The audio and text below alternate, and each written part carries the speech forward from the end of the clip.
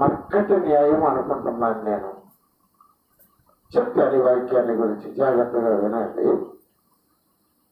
ఎందుకనగా మనము ఇచ్చయించుటకు, జాగ్రత్తగా వినండి మాటలు, మనసు పెట్టి వినాలి. ఇచ్చయించుటకు, కార్యసిద్ధి కలుగజేసుకొనుటకు, దయా సంకల్పము మీలో నెరవేర్చుకున్నటకు కార్యసిద్ధి కలుగజేసేవాడు దేవుడే. ఈ మాటను మీకు అర్థమవటానికి ఆశ కలిగించేవాడు దేవుడే, ఆశను నెరవేర్చేవాడు దేవుడే. ఆయన చిత్తములో సమస్తాన్ని నెరవేర్చి నిలిపించేవాడు దేవుడే. ఇంకా అర్థం కాలేదు కదా. తెలుగులో ఏముంటారంటే ఆ కర్త ఆయనే, కర్మ ఆయనే, క్రియ ఆయనే. ఇంకొంచెం సూక్ష్మంగా అర్థం అవటానికి ఇప్పుడు చెప్తాను. అన్నం వండేది అమ్మే, పల్లెలు పెట్టేది అమ్మే, కలిపేది అమ్మే, ముద్ద చేసి నోటికి అందించేది అమ్మే. మరి పిల్లలు ఏం చేస్తుంది? నోరు తీసేది అంతే. నీకు కోరిక కలుగు చేసేవాడు దేవుడే, కోరికను తీర్చేవాడు దేవుడే. ఆయన దయా సంకల్పంలో నిన్ను జీవింపజేసేవాడు దేవుడే. అన్ని దేవుడే. మరి నువ్వు చేసేది ఏంటి? ఆహారాన్ని ఇచ్చేది దేవుడే, నీ దగ్గర తీసుకొచ్చి ఇచ్చేది దేవుడే, నీ నోటు పెట్టేది దేవుడే, నువ్వు తిన్న తర్వాత అది అరిగించేది కూడా దేవుడే, అరిగింది బలం వచ్చి రక్తములు కనిపించేది కూడా దేవుడే. మరి నువ్వు చేసేది ఏంటి? అది కీర్తన 146లో దావీదు చెబుతున్నాడు. ఇప్పుడు కీర్తన దగ్గరికి రండి. హల్లెలూయా, హల్లెలూయా. 146 మొదటి వచనం చదవండి. కీర్తనలో 146 మొదటి వచనం. యెహోవాను స్తుతించుడి, నా ప్రాణమా యెహోవాను స్తుతించుము, నా జీవిత కాలం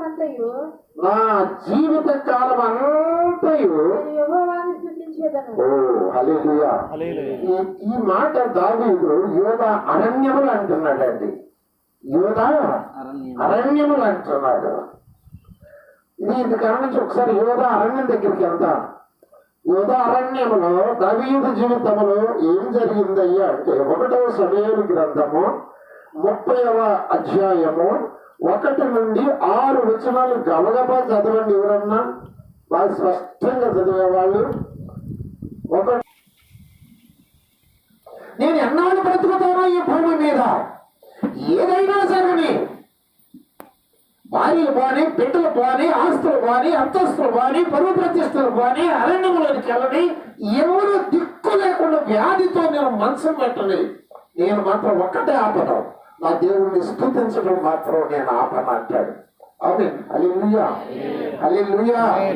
దేవునికి స్తోత్రం. వింటున్నారండి? దావీదు జీవితాన్ని తలుచుకుంటే నాకు భలే ధైర్యం వస్తుందండి, భలే ధైర్యం వస్తుంది. దావీదు జీవితాన్ని, దావీదు మాటలను తలుచుకుంటా ఉంటే ఆ శిక్షలలోకి వెళ్ళేటండి. ఎవరు దిక్కులేరు దావీదుకి. పాపం నమ్మిన వాళ్ళందరూ అరే, కొంతమంది జీవితాలను చూసినప్పుడు ధైర్యం వస్తుంది, ధైర్యం వస్తుంది. మానవ జీవితంలో ధైర్యం ఎప్పుడు చెడితే మనము మన పరిస్థితులను జ్ఞాపకం చేసుకొని మనం కుంగిపోయినప్పుడు మన ధైర్యం చెడిపోతూ ఉంటుంది. దావీదు తల్లి లేదు, అన్నదమ్ములు లెక్క చేయరు, తండ్రి అసలు పెట్టించుకోడు. ఎక్కడో గొర్రెలు కాసుకోరా పోరని చెప్పేసి అడిగిన గొర్రెకి అప్పగించేసి అట్లా లేదు. ఎండ లేదు, వాన లేదు. ఆ అరణ్యములో అతను ఏడవటల్లా దేవుణ్ణి స్తుతిస్తున్నాడు. కీర్తనలు అరణ్యంలోనే రాశాడు, దిక్కులేని స్థితిలోనే రాశాడు, ఎవరు అందలేని స్థితిలోనే రాశాడు, ఏ ఆదరణ దొరకని స్థితిలోనే దావీదు కీర్తనలు రాశాడు. నీకు ఎవరు లేరు అని నీకు అనిపించినప్పుడు, నీకు సహాయం దొరకదని నీకు అనిపించినప్పుడు, నా దేవుడు ఉంటే నాకు చాలు అంతే. ఎవరికి యాకోబు దేవుడు సహాయుడగునో వాడు ధన్యుడు. రాజులనైనా నవ్వులనైనా నమ్మకుడి, వారు నాడే గతించిపోవను, మట్టిలో కలిసిపోతారు. ఇక వాగ్దానం ఇచ్చిన వారు, నిన్నున్న అధికారులు ఈ రోజు లేరు, నిన్నున్న పరిపాలకులు ఈ రోజు లేరు, నిన్న వాగ్దానం ఇచ్చిన వారి వాగ్దానాలు ఈ రోజు లేవు. అమ్మా, దేవుడు ఈ రోజు, నిన్న, నేడు, రేపు నిరంతరం యుగాలు ఉండే దేవుడు, యుగాలు ఉండేటువంటి దేవుడు. ఆ దేవుడిని ఏ స్థితిలోనైనా నమ్ముకోవటానికి ఆ దేవుడు సమర్థుడు. హల్లెలూయా. ఈ పరిస్థితులు మారిపోవచ్చు. దావీదు పరిస్థితులు మారిపోయినాయి అంటే ఎవ్వరు లేరండి పాప. గొర్రెలు దావీదు అరణ్యంలో. ఒకరోజు దేవుడికి దావీదుతో పని వచ్చింది. ఈ మాట పరిచిత్రంగా ఉంది కదా. మనుషులతో దేవుడికి పని వచ్చి దేవుడే మనుషుల దగ్గరికి వస్తాడంట.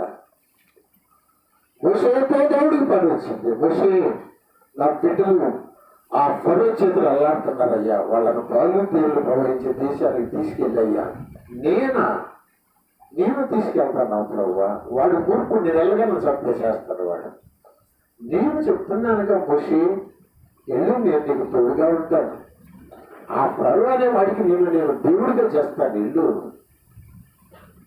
దేవుడికి నీతో కూడా అవసరం వస్తుంది. ఎప్పుడంటే నీవు దేవుణ్ణి స్తుతించగలిగినప్పుడు. ఇక్కడ ఒక మాట చెప్తాను. బొగ్గు గనుల్లో ఒక అతను పనిచేస్తా ఉన్నాడు. ఎక్కడ? కోల్ మైన్స్ అంటే బొగ్గు గనుల్లో కింద ఎక్కడో లోతులోనికి, గుహలోనికి వెళ్ళి చేస్తూ ఉంటాడు. వాడు అతను బూట్లు చిరిగిపోతాయి, ఆ బొగ్గు గుచ్చుకుంటా ఉంటది.